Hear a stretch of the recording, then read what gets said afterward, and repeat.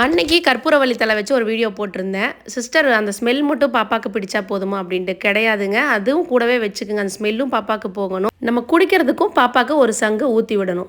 லீவ்ஸில் நிறைய டஸ்ட் இருக்கும் இல்லையா? அதனால் நல்லா வாஷ் பண்ணதுக்கப்புறம் நான் வார்ம் வாட்டரில் போட்டு நல்லா வாஷ் பண்ணி எடுத்துக்குவேன். அந்த வார்ம் வாட்டரில் எடுக்கும்போது நல்லா லேஸ் ஆயிரும் அந்த லீவ்ஸு. நல்லா க்ரஷ் பண்ணிங்கன்னா அதனோட சாறு கிடைக்கும். பாருங்கள், அதே க்ரீன் கலரில் தான் வந்திருக்கு. ஒருவேளை கலர் மாறி இருந்தால் நம்ம சரியாக வாஷ் பண்ணலேன்னு அர்த்தம். இந்த சாறு எடுத்து பேபிக்கு நமக்கு ஒரு நாளைக்கு ஒரு வேளை கொடுத்துட்டு வந்தீங்கன்னா கோல்ட் அண்ட் காஃப் இருக்கிற இடமே தெரியாமல் போயிடும். மறக்காமல் பேஜை ஃபாலோ பண்ணிக்கிங்க.